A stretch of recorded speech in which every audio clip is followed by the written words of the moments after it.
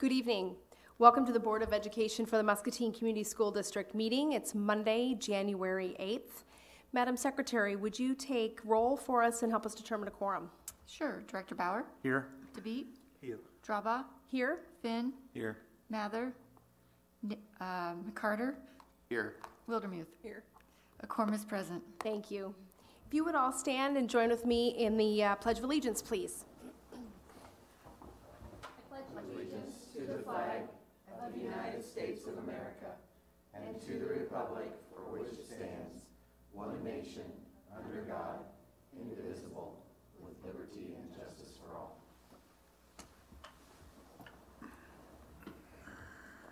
I'd like to welcome all of our visitors that are with us this evening and media representatives as well. As we follow along on our agenda, our next item is our Student Council report.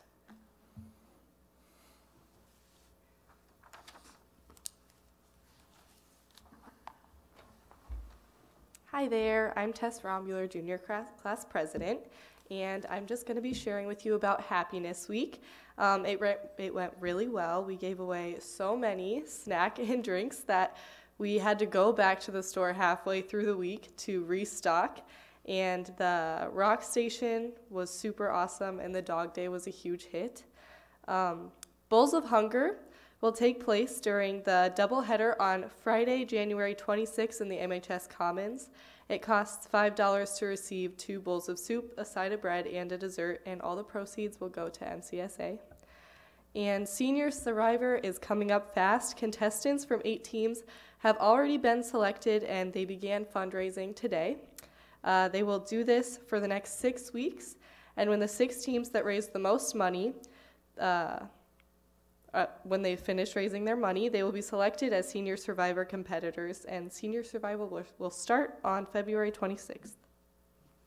Hi, I'm Veda Matos, Freshman Class President, and so next up we have Winter Thaw that's coming on Saturday, January 20th at the high school, and so the money we raise will be going towards the prom decorations and refreshments, and in February, 18 student council members were selected to attend the annual league conference that is held in Chicago the weekend of February 16th. And these members will learn valuable leadership and collaboration skills to bring back to the rest of council when they return. That's it. Ladies, thank you very much. Does anyone have any questions for them before they slip away? All right.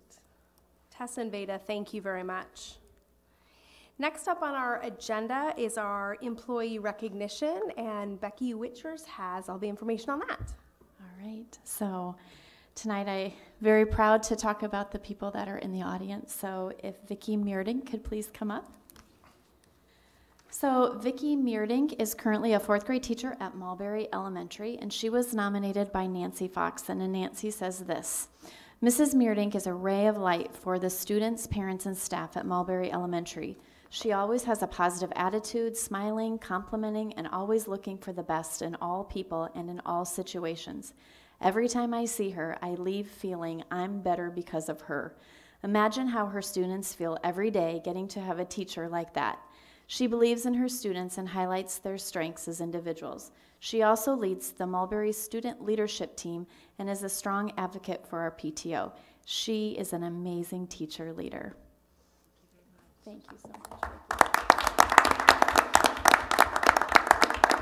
Next, I'd like to highlight Dan Peterson. Dan Peterson is the custodian at Grant Elementary. During the day, he is at Grant, and in the evening, he has a second job, so he is there tonight. So I would like to read what it says about Mr. Dan. He was nominated by Jesse Freers. Mr. Dan is a custodian who does so much more than his job title requires. He is a part of the Grant family and goes above and beyond his call of duty. Whenever he is asked to do something, he has the job completed before you can say thanks. Recently, we conducted our Lead Expectations Day, similar to a PBS walkthrough of expectations, and we asked Mr. Dan to lead the boys' restroom expectations portion. He didn't hesitate to oblige and did a fantastic job at leading our kids. Thanks, Mr. Dan, for all you do, and we'll make sure that he gets his certificate as well. Next, Tamara Trellinger. Tamara is a paraeducator at Madison Elementary, and she was nominated by Stephanie Zillick, and Stephanie says this: Tamara is a positive member of the Madison staff. She works with some of our most challenging students, and she does it with a calm, graceful attitude. Tamara truly believes that each day is a new day, and students start over fresh daily. She is a wonderful teacher to our students and looks for ways to build relationships with staff and students. As a staff member, she goes above and beyond to look for ways to connect what students are learning in the whole group to what she can work with them in small group. She embodies what it means to make every student a success story. Thank you so much for what you do. Wendy Donald. Wendy is a staff nurse at Central Middle School, and she was actually nominated by 3 people. So Terry Hoganson says this: Wendy has been instrumental in helping students at Central. Not only does she accurately and effectively run her nursing area, she's become an essential member of our student support teams. She sits on our community outreach team, helped to design our intervention flow chart, and participates in our special education AEA counseling administrative team meetings. Her insights have been invaluable. As an example, she approached me with the idea of sending out weekly student health reminders to staff. Wendy is a person that is very professional and child-focused. I truly believe that she deserves this recognition. Julie Kundle says this: Wendy has been a wonderful resource for peers, building staff, and most importantly, the families she serves. She is well-versed in community agencies and goes above and beyond. I feel we are lucky to have her. Kelly Gillespie says this: Wendy Donald is an exemplar employee who goes above and beyond for the students at Central and even district-wide. There have been numerous times that I have heard from parents about the remarkable job Wendy did for their students' health during their time at Central. One parent shared with me that Wendy was always there for them, and she hoped that I would assist them the way that Wendy did. Talk about setting the bar high. When I questioned how I could help make the transition smooth from middle school to high school, the parents shared that Wendy would help remind them about upcoming medical appointments, attend appointments with them, and would even advocate on behalf of the student and parent while talking to the providers. Wendy always goes above and beyond to ensure that students' health needs are communicated not only to the student's provider, but also to the teaching staff. But Wendy does not stop at individual student needs. Recently, she secured a grant through I Smile. This grant will provide Central a water filtration station that can be utilized by students and staff. Wendy is making a difference daily through her connections with students, their families, and even staff. Muscatine Community School District is lucky to have her. So thank you for what you do.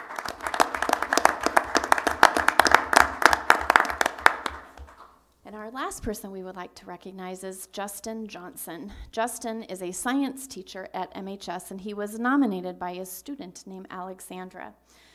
Justin is unable to be with us this evening because he is captain in the United States Army Reserve, serving with the 383rd Training Support Battalion in Des Moines. He has been mobilized to train deploying elements and validate their readiness to effectively complete all tasks assigned based on their collective job in the war fight and mission. We want to congratulate Justin on being nominated for this recognition, as well as to thank him for his service to our country. This mug and certificate will be U.S. mailed to him so he can reflect on how MCSD appreciates him while he is away from us. And Alex says this: he has been there for me for the past 4 years. He's helped me through personal rough patches in my life. He is a great teacher. He went through everything step by step with me since the 7th or 6th grade up to now. He's the reason that I pulled my future together.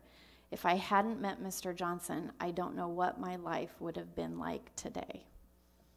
So this is really huge, and so thank you so much for coming and being recognized. We greatly appreciate you, as well as Mr. Johnson and Mr. Dan. Thank you.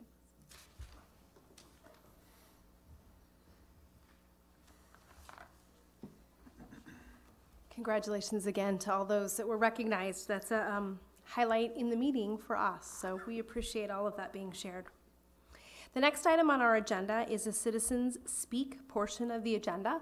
If there is an audience member who would like to address the board, now is the time that we welcome you to do that. I would ask that when you step up to the podium, you state your name and address for the record. We ask that you limit your comments to 3 minutes, and to please know that as part of our board policy, we are not able to respond to that information, but can certainly make sure that you're connected with the proper person after you approach the board. It's always a very long explanation for a time when no one's moving in the audience. All right.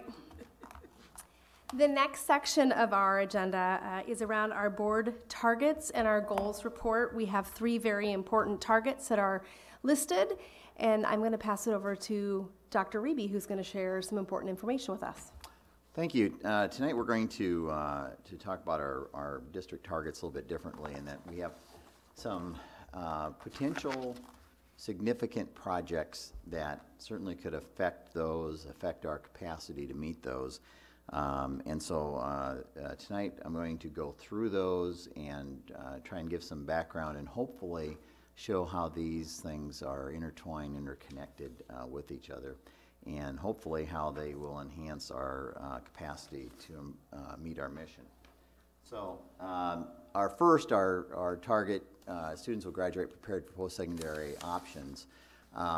The significant project that we've been talking about and that we are wanting to move forward with is the work on the high school science STEM renovations. And this is one of those areas that it's really important we get right, because you only get to do this about once every 20 years. And so we want to make sure that we're getting the most bang for the buck on this.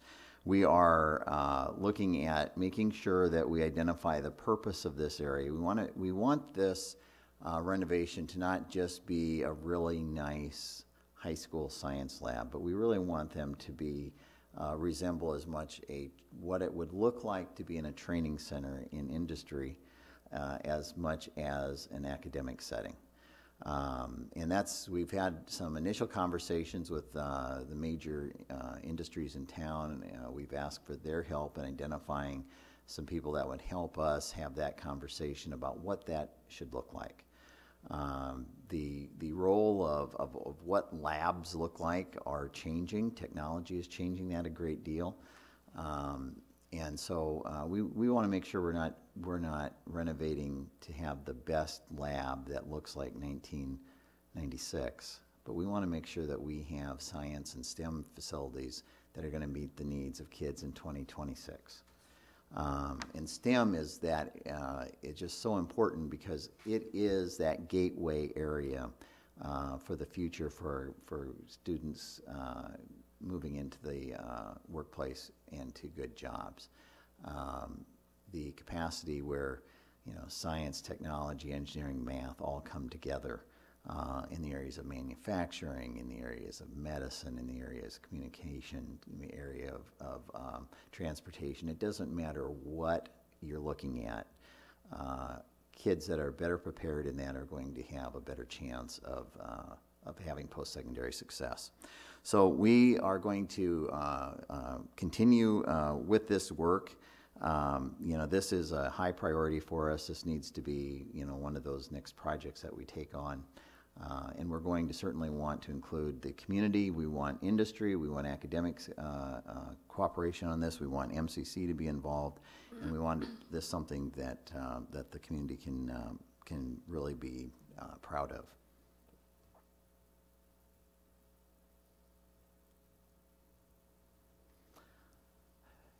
One of the projects of students learning in a positive and supportive environment is dealing with early childhood. And since I've been in Muscatine, and this is now almost 5 years, there's been community conversation about the value of early childhood education and how important it is. And the research is so clear that birth to 3, birth to 4 are really the building blocks for a student's academic success. We've really sometimes struggled with how do we get the best program, meet the most kids. And so we'd been kicking around some ideas, and one that came to the forefront that generated a lot of excitement, at least internally, was what if we took kind of a central location And we put our programs in that central location and really developed a state-of-the-art early childhood center. You know, one of the things that struck me when we opened Jefferson Elementary is when the community walked into the new Jefferson Elementary building, that sense of pride that they could see in that building. And then you saw just the absolute amazement and joy that you saw in the kids when they walked into that school and saw that facility for the first time. We would like to see that for our early childhood area. And what we're thinking of is our 3-year-olds. I always misstep a little bit and call them third graders, but it's 3-year-olds. We would want to probably pretty much just move our program as is. We're not. We have some community partners that we want to continue to work with and maintain. But we have about 25% of our 4-year-olds are not served by anyone in the community. And we know that if we had an opportunity to have those 4-year-olds in a program, that the chances that they would be kindergarten ready are much higher. So we'd like to be able to expand that 4-year-old offering. And then, you know, we could even offer a district-wide option for a kindergarten and early childhood center, that there may be able to be provided some wraparound before and after school care for parents that would be more convenient. So we're really looking at, again, a facility where we could really pull all of our district early childhood programs together. It would be great for providing services for kids, providing services for families. Our parents as teachers could work in that area. And so we just think it has a great potential. Now, the area that we're looking at a space in the mall. And we have had some initial conversations with the ownership of the mall, and they've been very interested and very supportive of us continuing to have that conversation. And it offers a great deal of possibilities for us. It allows us to have a facility that we don't have to build. It's a facility that would also, I think, add to the economic development of the community. It would bring additional foot traffic into the mall, which is always would be a good thing. But it could really provide that one level space where we could really put together, I think, quite a program for our early childhood students. So you know, from everything from how this would look, from everything from transportation to curriculum, is all things we would need to work through and all those kinds of things. But one of the first things we need to do is figure out if it really can be done. And that's at the end of this presentation, we'll talk a little bit about next steps. But we need to find out, would that facility meet the codes that will allow it to be used for that kind of facility, and exactly what would that cost of renovation be, and what would some of the programming be. But I think we have some great potential there. Now, if we do that, if we move our preschool programs out of the elementary buildings, we open up some space. And this is where these things all get kind of interconnected. One of the things that we have been struggling with for some time is our middle school alignment. And I think many of us feel that our 6th graders would really be well served to remain in the elementary building setting, both academically and socially development-wise. I think there's a lot to be said for 6th graders being maintained in a more protective, more nurturing environment, in a smaller environment. Now, this not only provides us some opportunities for some continued academic growth, but it also would change what the middle school building would look like, because we'd have a 7th and 8th grade building that could really concentrate on preparing kids to be successful 9th graders, which is really the key for high school completion, for high school's academic success. And it would also give us the potential to have one 7-8 site. And the other side of this, when everything is connected and we're looking at different ways of managing our resources, down the road, and we've had this conversation for several years, we're looking at a large renovation effort at Central Middle School if it's going to remain open. if we could go to one site, 7th, 8th grade building, that may save us from needing to drop those dollars into CMS for a renovation, which would allow us to do some other things with those resources. Now again, when I say all these things, you know, everything is somewhat built on interconnected with each other, and there's building blocks, and there is nothing set in stone on any of these things, because a lot of these pieces have to come together. But I think you can probably see where there would be some advantages for us to scale back on the physical plant that we need to maintain, as well as some of the like I said, the academic and social things that I think we could bring to the forefront. We've also been talking for some time about high school renovation of the stadium. We had some folks take a look at the stadium in early December to give us some ideas about what we could do with this, because, you know, it has a life expectancy, and they said, well, we're familiar with the technology that this stadium was built with. Its intent was that the girders would rust and seal.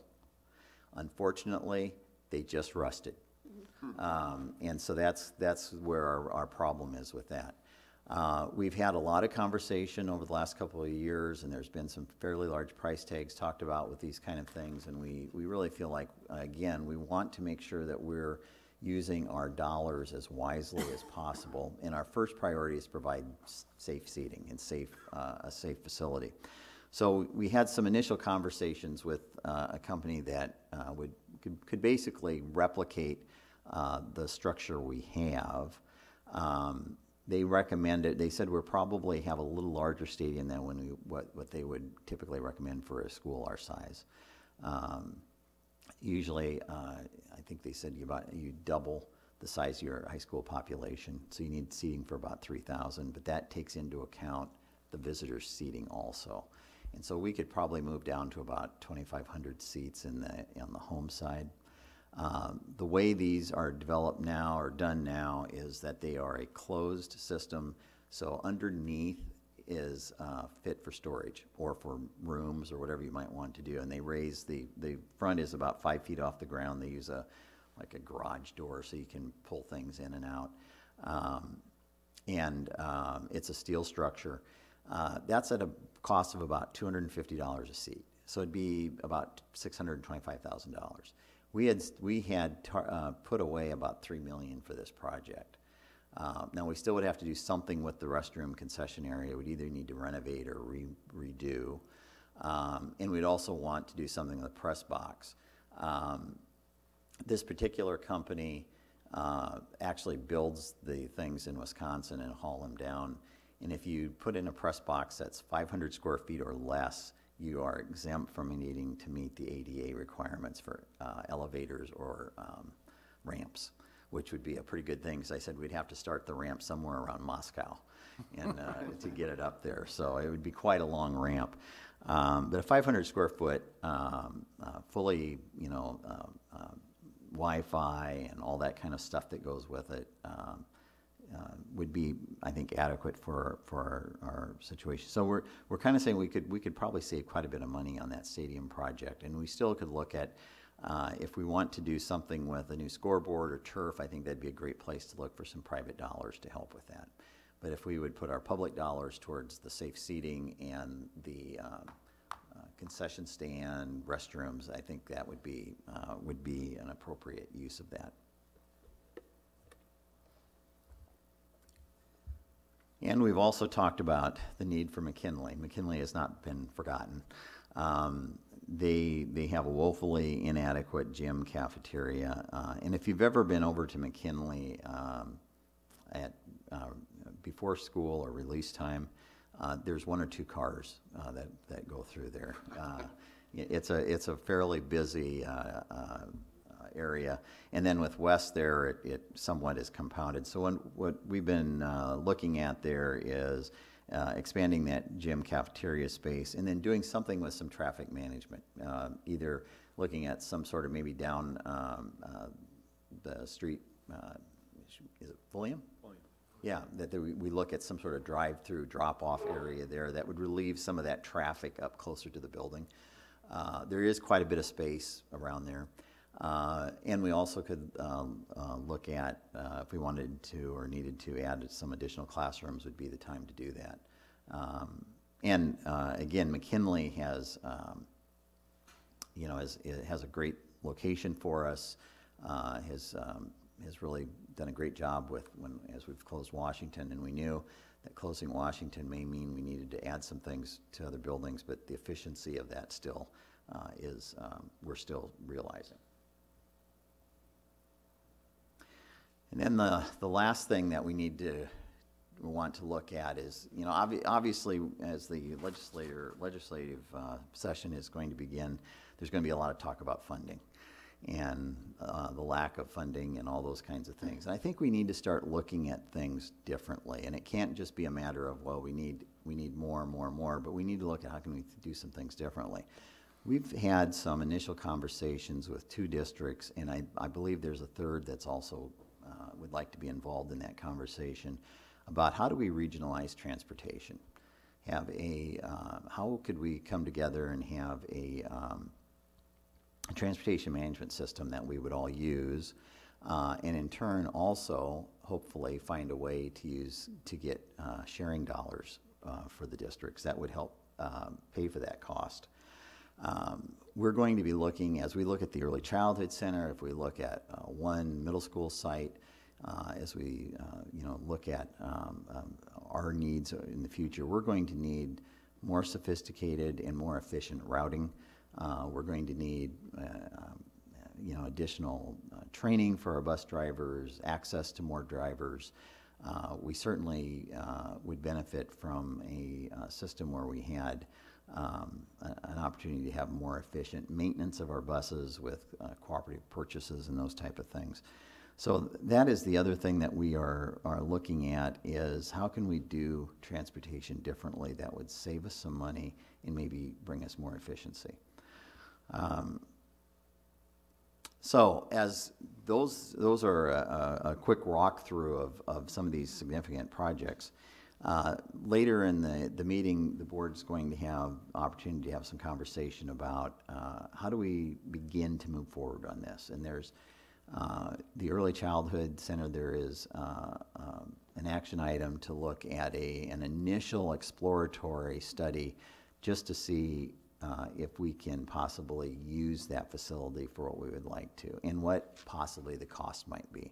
Because it's one thing to say, yes, you certainly will meet all codes to do that, and it's going to cost you so much money you can't afford it. It doesn't do you any good either. So there has to be that mix of, it has to be able to meet code and fall within our capacity. We also need to have a detailed review of our capital project monies and our cash flow of how those things, and Tom has been working on that, and what we'd like to do is at the next work session that we have a serious look at how these things could all fit together, because all of these projects that we've looked at, they all carry a price tag, and they all have to be paid for, and they also have to be paid for in a way that's timely, because this district has a long history of being debt-free, and we want to keep it that way. But I think we have the resources to take these on. It's just the making sure that we have the timing of these things. And then again, looking at the timeline of these projects. We don't want these to be, things that go on forever and ever and ever, but over, how over the next 3 to 3.5 years can we accomplish what we need to, and to begin to maximize those efficiencies. And then the other question that's going to be important, and this is one that I think is going to be more than a little difficult, and we'll rely on Tom to help us with. But doing all these things, what is the long-term, hopefully positive impact that it would have on the general fund, and also the long-term positive effect on our capital monies? Our district has had a trend of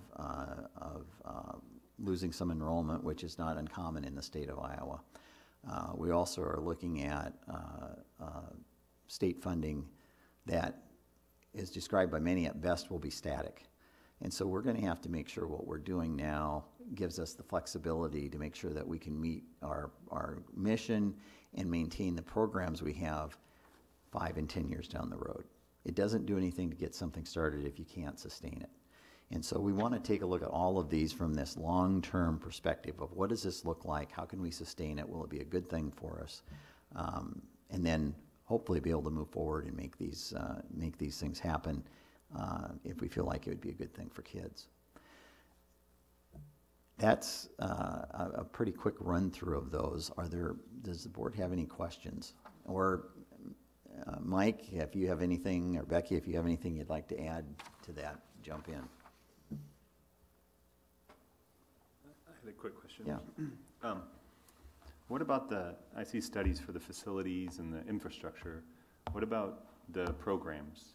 And do those are we comfortable with the way you outline the programs, sort of the pre-K and the early childhood and moving I would say graders back? Yes, and I'm glad you brought that up, because I would say one of the things that we're trying to stress is that we want to build a facility to match our program needs, and not the program needs fit what the facility will allow us to do. Because we know with for kids that age, developing the fine and motor skills, the gross motor skills are so important for academic progress. So we need to make sure that there's adequate play space, the right kind of play space, the right kind of play equipment, as well as opportunities. For instance, when they have meals, those should be family-style meals. Because what do we know as our families? Where do you learn a lot of literacy? Where do you learn a lot of social skills and manners? Around the table.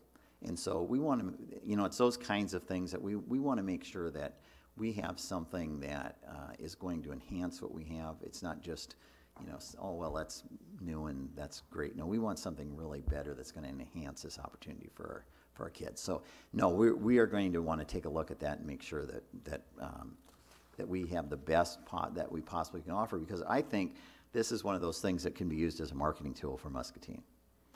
Why would you want to live in Muscatine? I'll tell you why. We have a world-class early childhood center. We have an absolutely great elementary schools. We have a 7-8 building that will prepare your child to be a great high school student. And we have a high school that's going to make sure your kid is going to be really successful when they leave. If we can do that and we can show that kind of results, I think we're going to have a great product to market. So will some of the money we spend to sort of do the studies include some of that, or is that separate from? It would be separate because of how you can spend that money, and the program, the curriculum development evaluation will be done. That our early childhood folks, Becky will be involved with that. We have people from the state that will be wanting to be involved with that. And even the movement of the 6th graders and the 7th, 8th, all that, will that come before this, or is that in parallel with this work? Yeah, I don't think we can do the 6th grade before we'd move the preschool out, just because of numbers, because of space. Yep. But I think there's something of a blessing in that, is that I want to make sure that if the 6th graders are going to stay in the elementary, that should be an opportunity for us to not only enhance the 6th grade program, but it should also enhance the 5th grade program. I kind of see grade bands as, first and second those kids are really complementary. 3rd and 4th graders are really complementary, and 5th and 6th graders are really complementary. So each of those different bands really should build on each other. So I think it's a great, if we would not only be improving 6th graders, but I think we'd be improving our 5th grade opportunities. Because wouldn't it be great if we had some sort of exploratories for 5th and 6th graders? And wouldn't it be great if we had a foreign language opportunity for our 5th and 6th graders? I mean, there's all kinds of things that we would want to look at. Now, all has to fit within what we can afford and that type of thing. But right now, it doesn't cost a thing to dream. And you can't get better if you don't set your sights a little bit farther down the road. So I think there's great potential for that.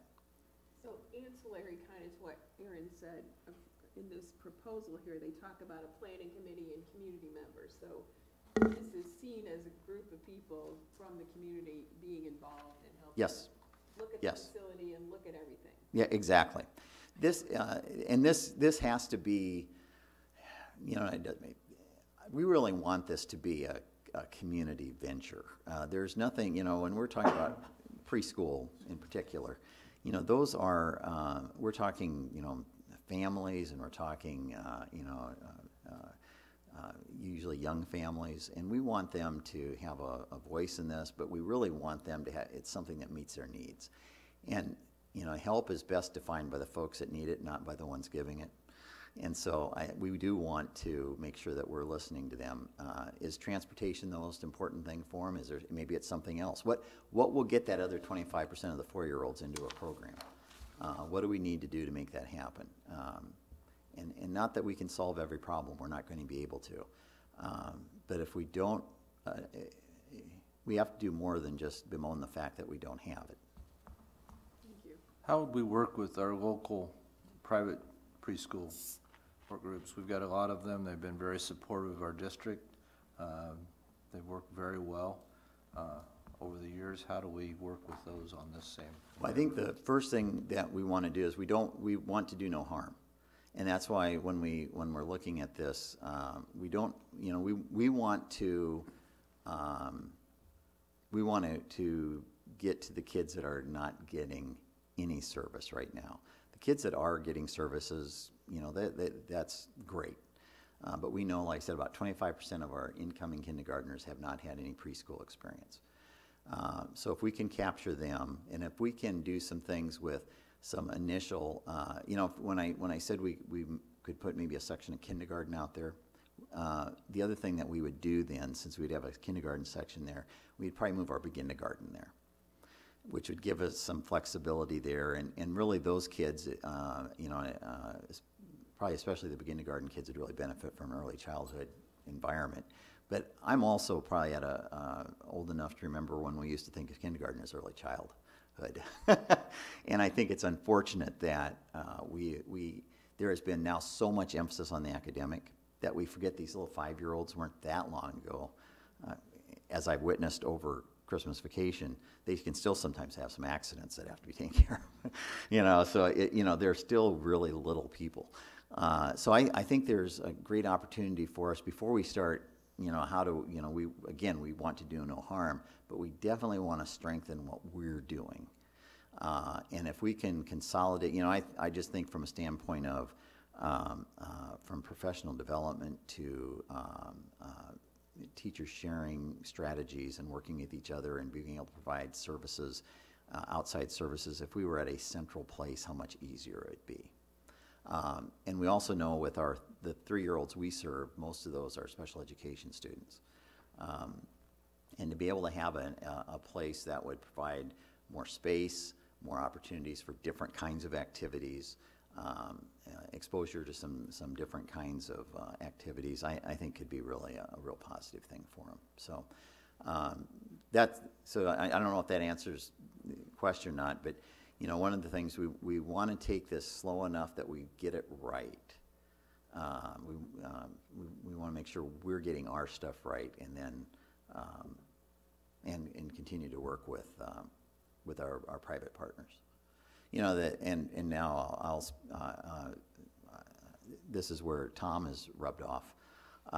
You know, those 4-year-olds, we get, you know, 0.5 state funding on those, about $3,300.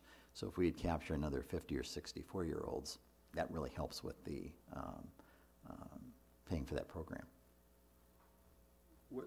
One extra point that I would like to add here is, you know, as you mentioned, when you look at research, and research showed that those who start with preschool 3 years old, 4 years old, end up doing much better later on with reading and math and so on.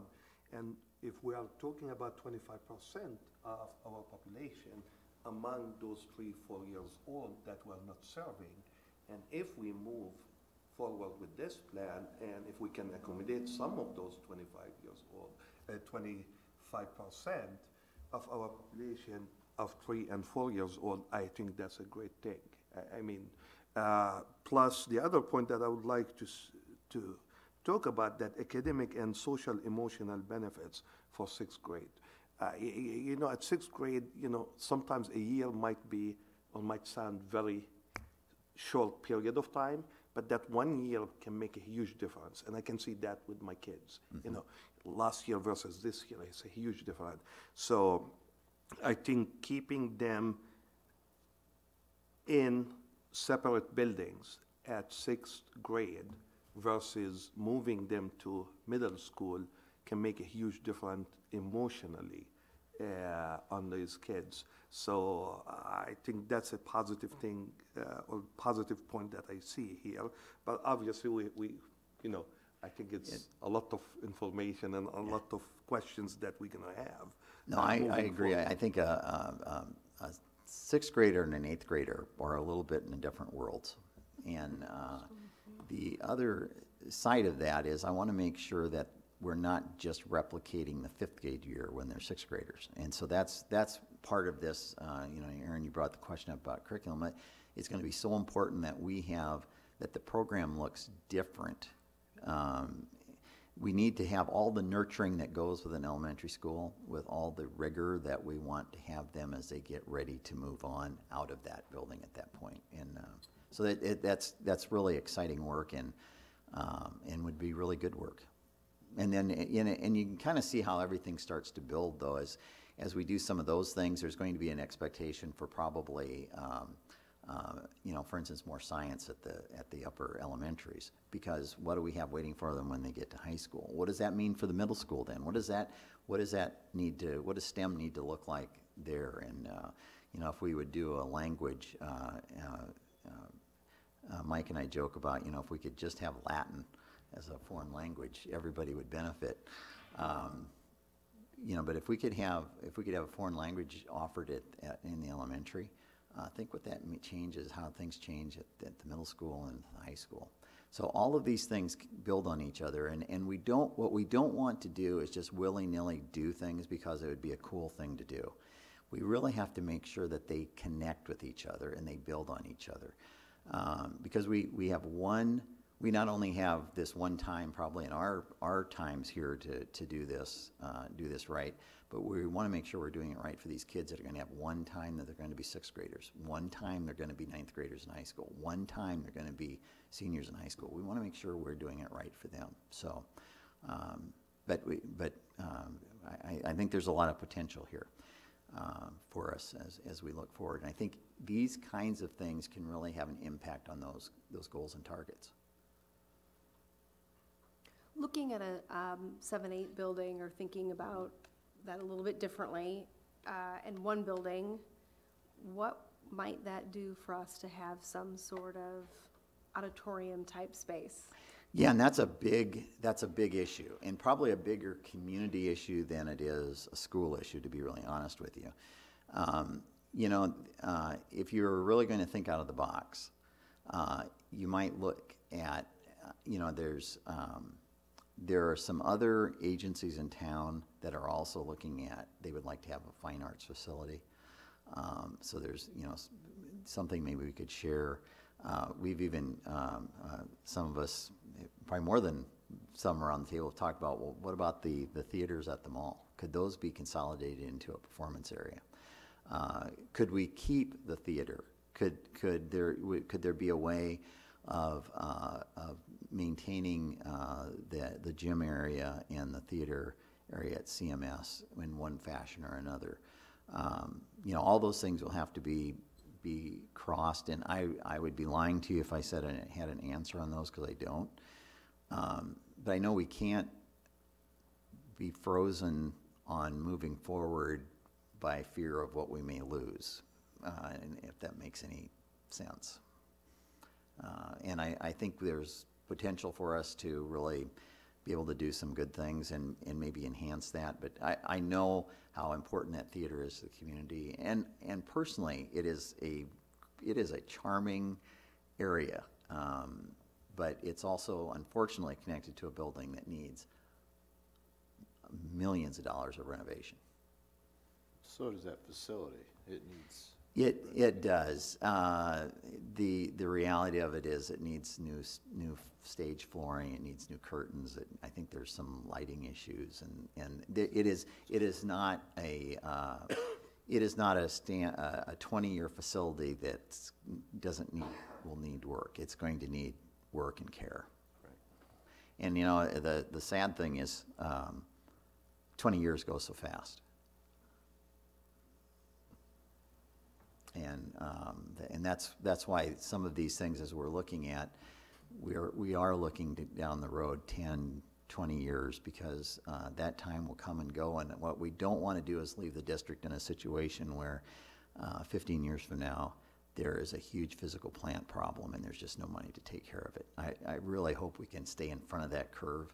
The work that the district has done with in the last few years of managing our physical plant and making it more efficient has really helped us. We've been able to go through some fairly significant budget changes without having to affect programs, because we've been able to take advantage of some of those changes, like Washington.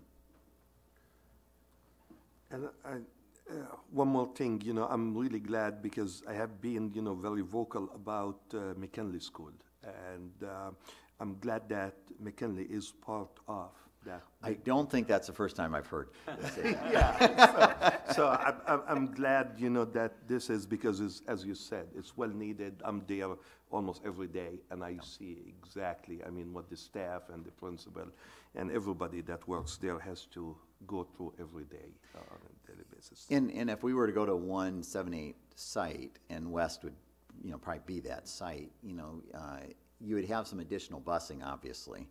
You'd also probably have some additional automobile traffic, some drop-off traffic. That's why it's going to be important that we would do something different with McKinley, because it's a tight squeeze over there at a couple times out of the day.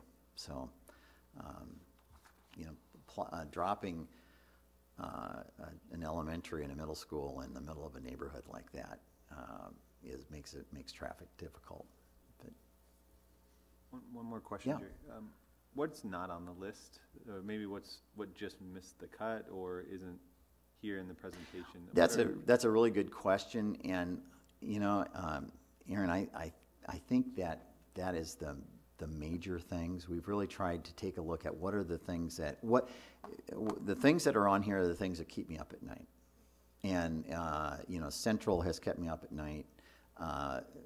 What we're doing with our science, what we're doing with our industrial tech at the high schools keeps me up.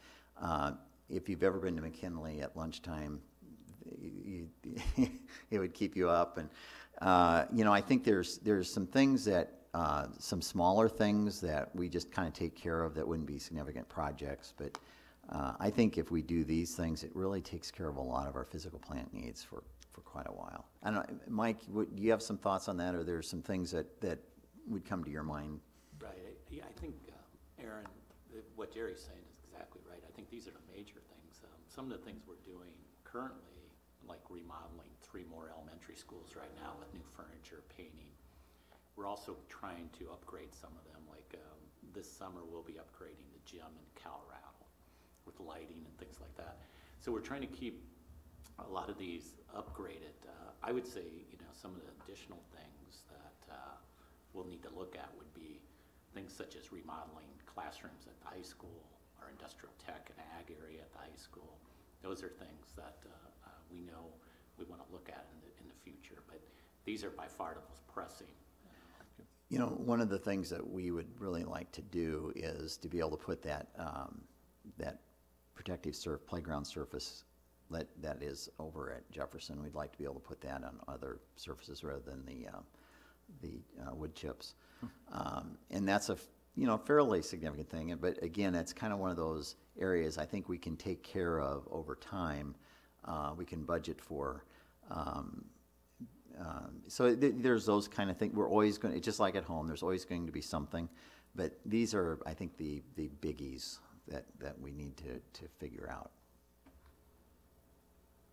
I think one of the other things I'd mention to the board is that Jerry emphasized, and Mary, I think it's to your question about community involvement and outreach to our stakeholders and so forth. We've already kind of started that process. We have been speaking with teacher groups. We have been speaking with community groups. Jerry hosted a forum with community members to get their feedback on these ideas. And one of the things Jerry and I have talked about is that we're a little bit nervous because the feedback's been so positive. You know, we keep waiting for people to say, these don't make sense. And the feedback we're getting so far from all of our different groups is they can see the merit, the educational merits of these projects. They're excited about the fact that we are looking at these projects. And obviously we'll continue those discussions. And it's critical to keep everybody informed and keeping everybody involved. But preliminarily, the feedback's been really positive on these changes. So. Okay, thank you. Thanks, Jerry. It's a lot of information to digest, and it's a lot of exciting information. And while I wish we could say it only takes a couple of months to do, I'm guessing that's not quite the case. Next on our agenda, under action and possible items, the following items are considered to be routine by the Board of Education and will be enacted by one motion. There will be no separate discussion of these items unless the director so requests, in which event the item will be removed from the consent agenda and considered in its normal sequence from the agenda. Those items are minutes, employment recommendations, and bills and claims. What are the wishes of the board? I'd like to move to accept the consent agenda. I'll second that. It's been moved and seconded to accept the consent agenda as presented. Is there any discussion? Hearing none, all those in favor, please signify by saying aye. Aye. Aye. And opposed? And the motion carries. That takes us to item letter E, which is to approve our early retirements for FY 2018. And I think if I counted correctly, there's about 12 names that are on this list. And each year that I've been on the board that I see a list of names, first it was names of individuals that directly impacted my own personal education. Now I watch these names and it's those that have directly impacted my own students, and we're so grateful for their years of service.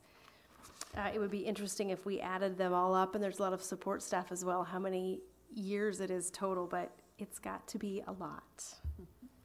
Jerry, do you have anything before I ask for approval from the board on this list? No, I would want to just I echo your comments. These have been people that have been very loyal, dedicated members of our Muscatine Community Schools family, and they will be missed. And we appreciate everything they've done for our students and our school and our community. What are the wishes of the board? I'll move to approve the early retirement list. I'll second it. It's been moved and seconded to approve those that have submitted for the early retirement. Is there any discussion? I'd just like to echo what's already been said. It's kind of one of those with regrets that we're doing this. These individuals have contributed to my own children too, so it makes it hard to think that they continue to go up. I guess our kids grow up, so does everybody else. So. We don't get older. No, we don't. That's the beauty of it. That's right. Is there any other discussion?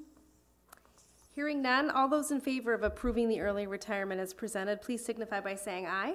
Aye. Aye. And opposed? And the motion carries. The next item on our agenda, letter F, is to approve an exploratory study by DLR for a consolidated early childhood center. And the board was given a little bit of information regarding a letter and some information. Jerry, what would you like to add to that for our? Yeah, as we started having conversations about this, it became very clear that we need to have some expertise go in and take a look at the facility and see if this is in the range of possibility. Like I said, there's various codes that have to be taken into account. We need to have some sense of what would a renovation cost for a center like this, or an estimation of cost on that. What are the everything from entrance and exits to fire safety and those kind of things that would need to be taken care of. So we really this is the first step in that process. And I'd also say this is the beauty, if this would work, is that that space is just really open space. And a lot of it, there's 48,000 square feet.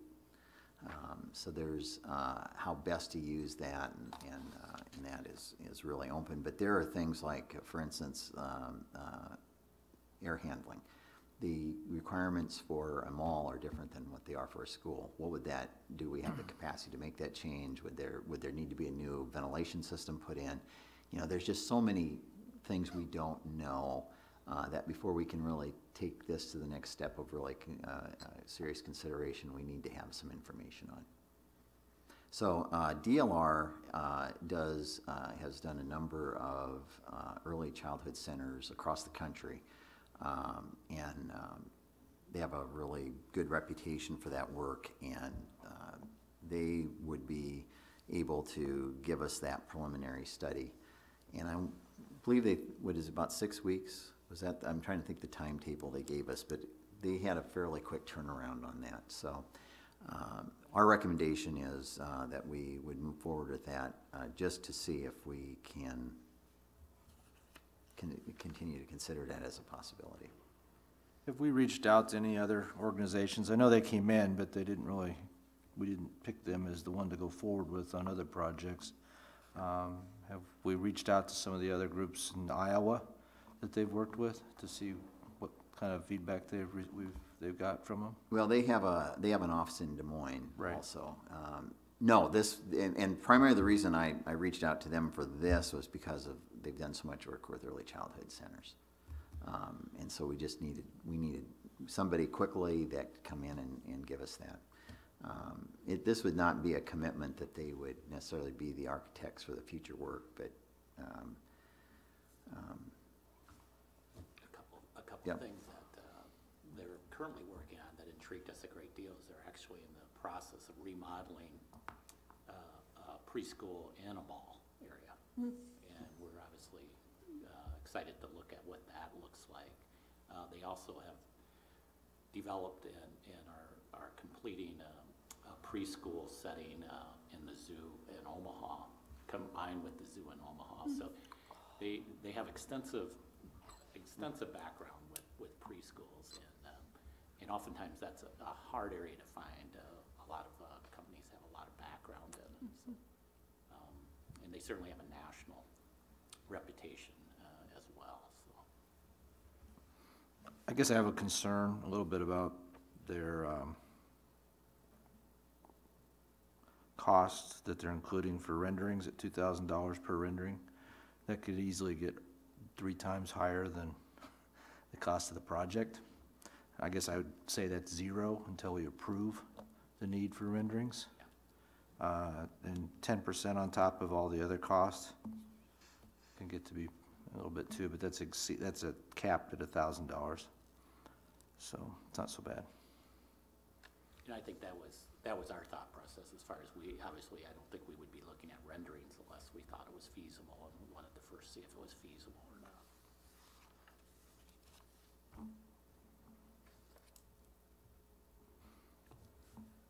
What are the wishes of the board on this topic? I'll make a motion to approve the study. I'll second. It's been moved and seconded to approve the exploratory study by DLR as presented. Is there any other discussion? I guess I'd like to not approve the portion of the $2,000 per rendering. I just know how that can easily get out of hand. And I'm struggling a little bit just because of the group. I know they presented to us, but I guess I just want to make sure we're going with the right organization. This gets us a chance to see what they can do. But I guess I don't know if I'd want to handle that. Could we modify it to 1 rendering? Yeah, that would be better. At least 1. But so I know we're going to at least an want ability 1. to get 1 initial draft. At least to get 1 to go from, and if we need more, we can request it. Yeah, approve it at a later time. I'll accept that as an amendment. All right. Yeah, can we propose that? Yeah, if that's okay. Will they be issuing a contract for us to sign, Jerry? Do you know? You know, with that amount, it would be under the amount that typically would be board approved, but we can certainly have them issue a contract. Well, I'm just wondering if we approve this as it's stated, but say to them, we don't want to spend additional on the renderings, if that allows the motion to go through as presented, and that's a conversation you have with them? We can certainly just tell them we will only compensate them for one rendering. What Aaron was saying, you know, the $5,000 with approval of one rendering, no more not to exceed the $2,000. Yeah. For that. Yeah. And their one rendering We've really may messed be up your motion. the entire, well, their one rendering may be multiple Could be. Views or rendering, something. Yeah, just right, one which rendering, yeah. I'm okay with Right. that but. So are we okay leaving the motion as presented, and Jerry will, in the conversation, make sure that we're not exceeding that $2,000? Is everybody all right with that? Yes. That's fine. Okay. All right. So all of those in favor of the motion on the table then to approve as presented we'll put that cap on for the rendering fees. All those in favor, please signify by saying aye. Aye. And opposed? And the motion carries. Jerry, not relevant to the information from DLR, but you mentioned 48,000 square feet. Yes. For the space we're looking at. So for our viewers at home, and maybe for my own help as well, what do we have that's close to 48,000 square feet, roughly? I mean, just to put perspective on, because it certainly sounds like a lot. No, that's a great question, yeah. I think it's One of our, Colorado. elementary schools, Colorado type, All of Colorado. yeah, all of Colorado. It's a lot of space. It's a huge area. Yeah. One of the things that catches you a little bit off guard about the space is there's a lot of storage space too. So when you initially look at it, it doesn't look nearly as big, but then when you go behind into the storage area, it's huge. So The space, there's 12 offices in that space. I mean, it's just, the storage area, there's two large garage doors that open. There's just all kinds of, one of the things that would have to be, there has to be indoor and outdoor play area. And we looked at, if you could build an indoor play area by that garage door opening, it could open up and you could have in and out in an area. It could be really a kind of a cool thing. But again, all of those kind of factors have to be taken into account, see if we can make it work. And how many preschoolers do we have today in our program? we have, right now, if we included kindergarten students as well, we're probably looking at about 200, I want to say 200, about 280 total students. Okay. With more that could be served. Yes. Quite a few. Yeah. Quite a few more. We could push it over 25%. This was 20. space would allow us to accommodate quite a few more students. One of the other things that kind of intrigues us about the space is that it could be developed in a way where egress into it would be from the outside. You wouldn't have to go through the mall area as well. So parents could drop off right as you come in. There's bathrooms. It's set up nicely for a drop-off area as well. Yeah, kids be dropped off. Where you come in, it's kind of a natural entryway where you could have a check-in area. There's actually even a desk area already set up there where the salon was at. So there's, and with those 12 offices, and they were really good, and I say 12, it seemed like there was about 12. Yeah. But, they were large enough, they could really be some nice individual classrooms, and so it's a lot of space. Significant costs, go ahead. Oh, good, okay. The significant cost will be restroom. I mean, you've got to have, you can't have restrooms in one area, you're gonna have to have multiple throughout the facility. And that's a significant cost, but then the proper exiting and so forth, it can't all be at one end. So there's a lot of other things that have to be looked at there.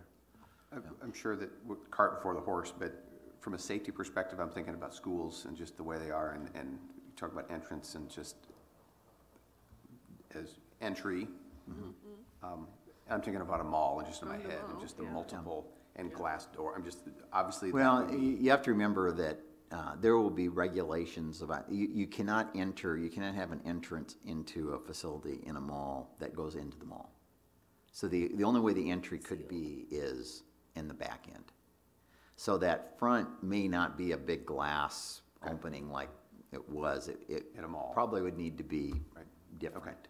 And so, you know, from a security standpoint, cameras and all those kind of, excuse me, all those kind of things, we will certainly want to take a look at and what kind of personnel we would need. So, yeah, there's a lot of factors to be taken into account here. And the fact that this would not be owned by the school district, correct? Right. We would be a lease. Right. Correct? And so Yes. all that would be worked out for a very lengthy amount of time. Yeah, Like all the and we've had that conversation, that it would have to be, because, you know, one of the things you would, whatever the renovations we do, we would like to depreciate out so that it doesn't outlive the lease. Right. And so, they, you know, I think that will be very workable. We tend to use our buildings longer than we intended to. Yes. So Yes, we probably indeed. want to use this lease Yeah. longer than we intended to. Yeah. Well, and even service level agreements with clearing snow and ice and some of those things. I'm guessing it would be nice for us not to have to do that, to clear snow. Yeah, and there's lots of, you know, all those kind of things that you build into your lease, you pay for one way or another. But everything from custodial work to maintenance work to some of the renovation costs could be folded into the lease cost. And so as we find out what some of those things might run into, then we can start to have a more serious conversation about the leasing arrangement with that. Yeah, it's extensive. Parking lot repairs. Oh, yeah. The backside is not looking very good. No. So there's a lot of work there. Yeah. The backside is pretty good. Has it been Yeah. updated lately? Yeah. I know the front has, but I didn't Yeah. know the back. I haven't been back there lately. Well, just, you know, you mentioned 20 years being a quick amount of time sometimes. That could go by pretty fast. And, you know, if we have a 20-year lease and then all of a sudden we have to move everything. So that would be the... You know, the plus side of a lease is that in 20 years, if your needs have changed, Yes. you can walk away from it. Or if theirs have. Or, yeah. Yeah. All right. All right. Everybody good on that piece? Next item is, this is where you have two letters in front of you, and they look almost identical, minus one number. The next item is to approve a study by DLR for proposed science or STEM renovations at MHS. This price tag is just a little bit different. That's the call out on the letter. And this was, when we met with them regarding the Early Childhood Center, they said, well, you know, we talked to you folks about the science. We still have a lot of that stuff. Could we add a second proposal? And we said, yeah, sure, you can. And that's why it's on there. We need to get moving on this science project, and we really need some leadership in moving forward on that.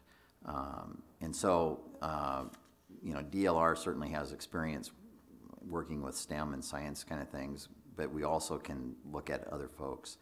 I would just recommend, if we're going to look at some other folks, that we try and arrange that really quickly so that we can keep the momentum on this project moving. You know, we do not have an interest in promoting DLR.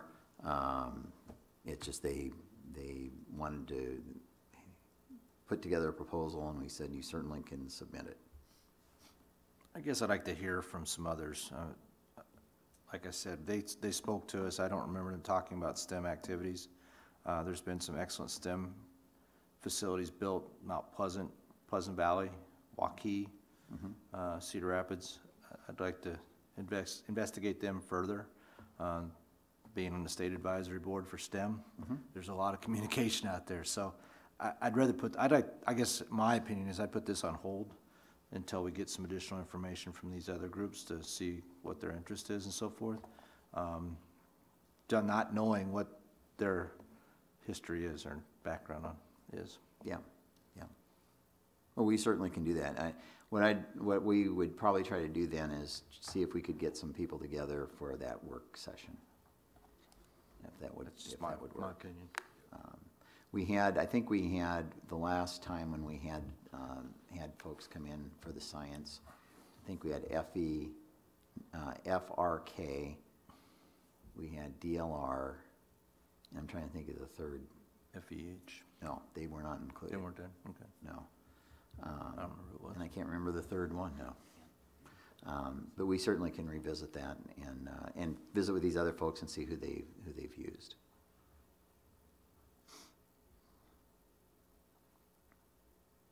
What are the wishes of the board on that?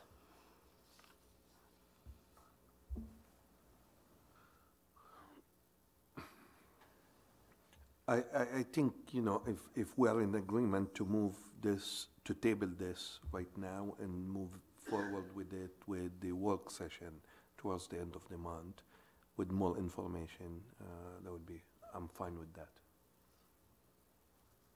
I'm supportive of that. Okay. Toby, you okay with that? I'm good with that. I'm good. Okay. Do we need to table it, or can we just not take action on it? I think, and this is where we need Director Mather to give us our Parliamentary procedure. parliamentary procedures. I believe if you table it, you have to take action on it. If you do nothing with it, I think have to do we can anything. just. You don't have to yeah. do Okay. anything, just Yeah, table so it, yeah, just not taking action is the best thing. So, Yeah, all right. yeah. Go forward. Yeah. Okay. All right. So item number, letter H, approve an exploratory study, including a possible RFP for a multi-district transportation agreement. Yeah, and as I had mentioned earlier, we've had some conversation with a couple of districts. I think there's a third district that also is interested. They have not had an entire group conversation, and so I'm not going to share those districts because I think they have the right to have the conversation first. But if it would move forward as it looks like it might, I think what we would want to do is form something of a consortium and then put together an RFP to see what the cost of a transportation management system would, or management firm would be, and see if it fits with us. And we're also pursuing if it would also fit in the district sharing dollars formula, and to give us some additional revenue for transportation that way. But this also is one of those things, there's a little bit of a sense of urgency in that we're, you know, we really would like to if we're gonna do this, you know, by, you know, March, April, we kind of need to have things in place. And so it'd be, if the board would approve the possible submission of an RFP, when the other districts, if they agree to that, we could get moving on that quickly. And that is not I also want to say that it is not a commitment that that's what we would do. It's simply to look at, would it make any economic sense for us to do it? Jerry, what are your expectations for that sort of economic sense? Is it a reduction in, you know, cost per student? Is it it's couple, yeah, those additional dollars? Yeah, from the state? You know that what we would be hopefully seeing is a 5 to 10% reduction in our transportation cost. And you know, we are. I don't know, 1.1, 1.2 million, Tom, somewhere in that range for transportation. Yeah, in the general fund. Well, actually, overall, it was 1.9 million, so that includes management fund expenditures for insurance, and that's our budget this year is about 1.9 million also. So if we could save, you know, some money there, that would be great. But the other thing that we really are looking for is some real expertise in route management and efficiency, because that's really where you save, you know, just like any other business, your transportation costs, if you can get the distance from A to B to be the most efficient, it's a savings. So we'd be looking at that. The other thing that intrigued me was one of the companies that we have been visiting with, they operate 50,000 buses a day. So when they're buying motor oil more than the case. When they're buying brakes, when everything is done at such volume that their costs come down. And that's another savings that we would hope we would see, is that we would be able to bring our maintenance costs down. On top of the 5 to 10 you mentioned before. So Well, I'm not gonna say that, because without It's kinda the all in that numbers in range. front of me. Something but in I'm that hoping range, or in maybe a little bit total, we better. would see 5 to 10% and maybe more efficiency. What do we expect the cost of this study is? Nothing. Nothing? Okay. No, it would be an RFP. It would be here's what would you charge us for this business? Okay. If for some reason, the other two districts opted not to do this, would you still? I think we may want to. We're probably at we have 30 to 35 routes, and that's kind of where you would enter into where this becomes efficient. That's where adding the other districts, you get up to between 60 and routes or so, and then your efficiencies become much greater because you can spread out the capital cost more. So, again, it doesn't cost us anything to get the information. If it comes back and we say, you know what, we maybe will save 1%, maybe it's not worth it. Maybe but if we could save 7 or 8% and feel like we, can get enhanced training for our drivers and some of those kind of things, it very well may be worth it. But I just think right now, without having the details, and we can't really get the details unless we put the proposal out there for them to bid on. You mentioned our drivers, so for human capital, the drivers we currently have then would be employed by? Typically, they would be employed by the management company. Okay. Yes. One of the things they made clear to me was that they have a huge interest in employing our people because it's very difficult to find bus drivers. So they not only would look and hope that they can employ our people, but also the salary might even be beneficial to our people.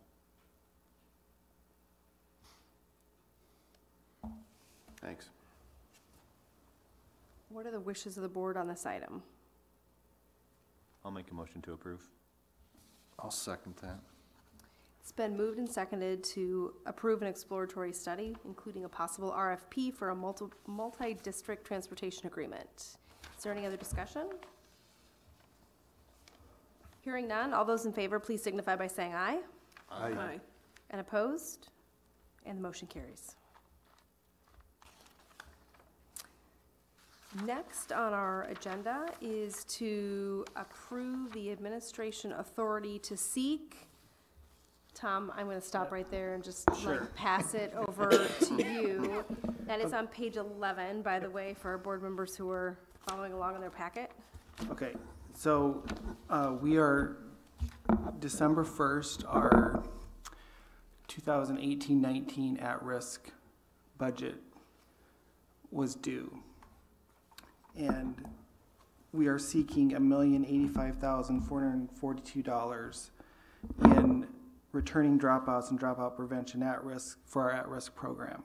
So it's an annual approval, and the reason we have to do it this soon is because this is worked into our aid and levy because it has property tax implications, which it's all property tax. For FY18, it was around 87 cents per thousand, and based on the same taxable valuation rates, this would go down, about 2 cents per thousand, so we're still at 85 cents per thousand. So $1,085,000 is what we're asking for approval for. And on page 12, the very last column is our FY 2019 total proposed budget. So there's two pieces to this. There's a weighted at risk that comes to us as part of our aid and levy formula already, and then there's the amount for our modified supplemental amount. Those two at-risk categories get combined to build our at-risk budget. And so a lot of the first several columns are last year's actual numbers, this year's re-estimated numbers, because we have to estimate if we're gonna have a carryover, because if we don't spend it all, it has to be designated to use next year in our at-risk budget. So there are about nine service areas that they didn't change a whole lot from fiscal 18 to next year, fiscal 19. There might be some modification, but so right now, as I said, we certified this on December 1st, and then every district in Iowa gets combined, and it goes before the school budget review committee soon to approve on a kind of a statewide basis, I guess. So obviously we need board approval then for that to happen. So I have a question about who this funding is serving. Is it middle school and high school, elementary, middle? The rules change all the time, or the definition. So who are we serving? Good question. Is that it is serving Mary. Actually, we serve all levels, kindergarten through 12th grade. We mainly spend most of our monies at the secondary level, middle school and high school. One of the things that I was going to mention also is that, and we have appreciated the board's recognition and support of the family resource counselors that we added this year. That came out of our at-risk grant. One of the things we're looking at for this upcoming year, we've been working with our people to see how that's going, monitoring, evaluating how it's going. And one of the things that we're seeing is and we're pleased with is a lot of parents and students are being served. Oftentimes children in multiple families, our intent is to have a presentation for the board for the end of the school year on how that is going. But I think one of the things we're going to look at for next year is adding more resources for our families, mental health resources. One of the things we've identified as a need that I think we really want to look at for next year, and it's been identified by not only our family resource counselors, but our counselors in general, is having more therapy in our schools, having a therapist, particularly at our elementary level. So that's one of the things we're going to look at with our at-risk funds and maybe adding, so we build that in.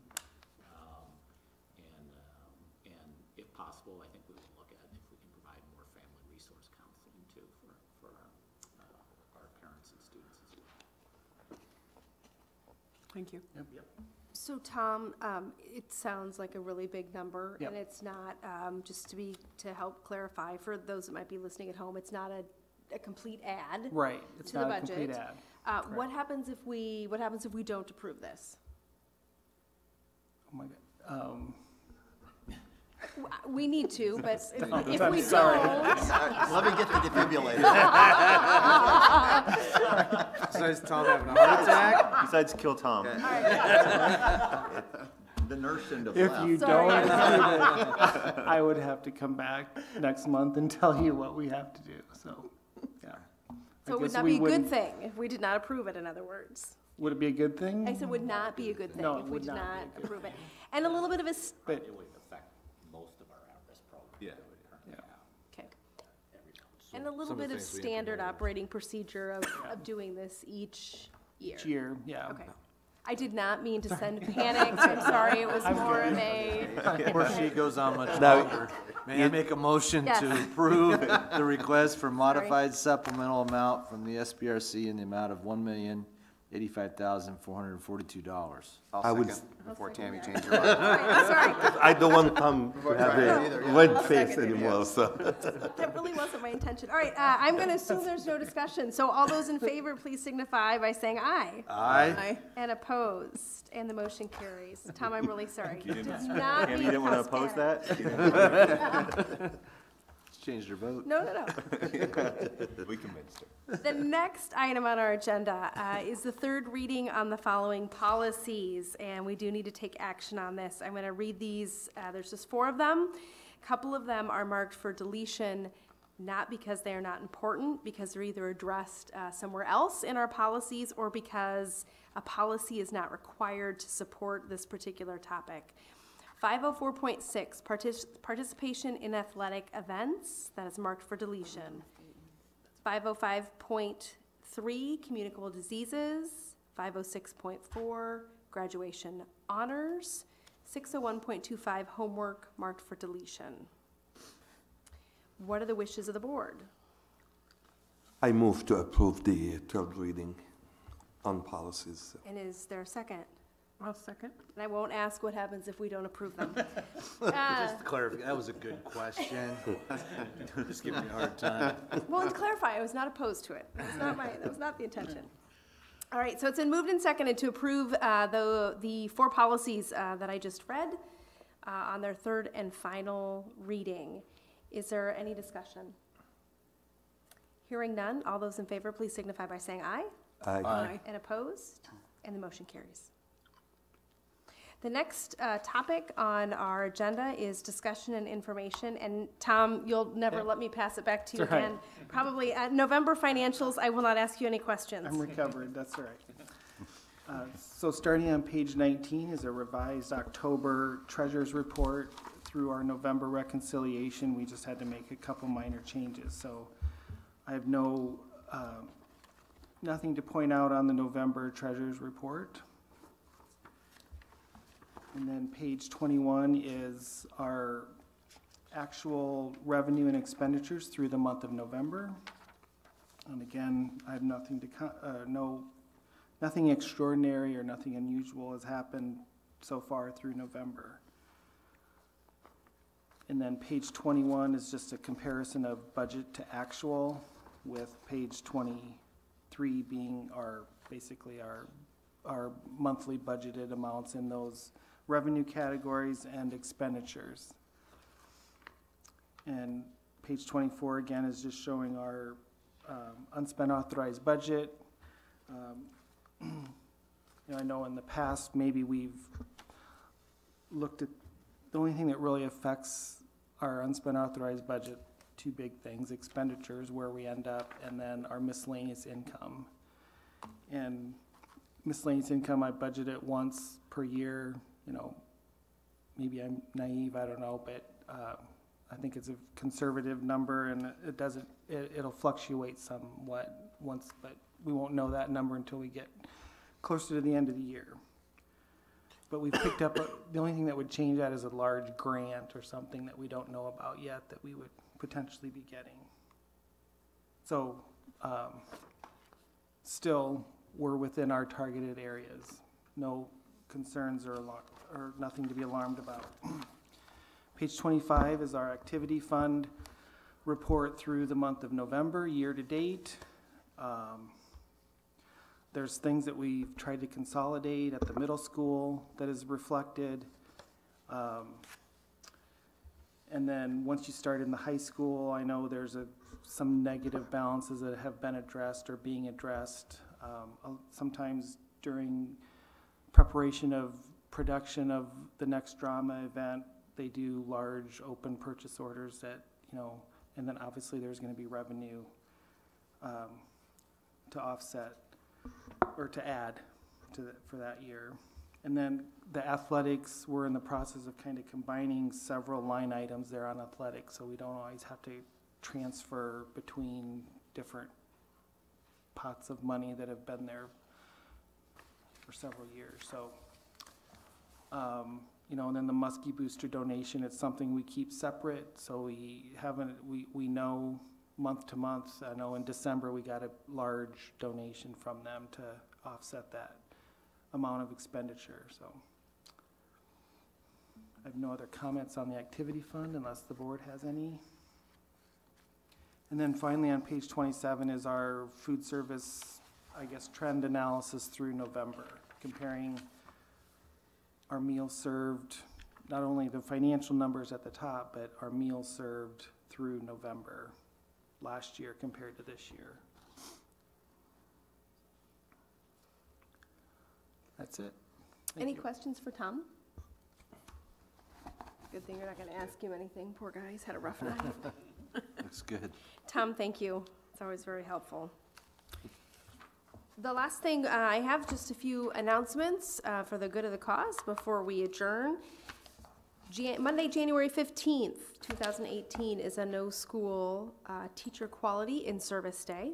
January 22nd is a Monday, and there's a board work session at 6 p.m., and we'll be visiting Grant Elementary that evening. And February 12th is our next regular board scheduled session here at City Hall at 7 p.m. Does anybody else have any other announcements? January 30th is Day on the Hill for ISB. Thank you. So January 30th for the Iowa Association of School Boards Day on the Hill. It is a great time when school boards across the state of Iowa go to visit the Capitol, to meet with their representatives and be able to have conversation around school topics, which are important in funding. I'm not sure when the UEN one is. I saw it, but I don't remember off the top of my head. I don't remember. January 30th for sure. All right. January 30th for sure, yes. Good add. Anybody else have anything? If not, I would entertain a motion to adjourn. I'll make a motion. Tom, I thought I was going to have to ask you what happens if nobody adjourns. If nobody makes a motion, we're all sitting here. Is there a second? I second. Any discussion? All of those in favor, please signify by saying aye. Aye. And opposed? And the motion carries. Thank you very much.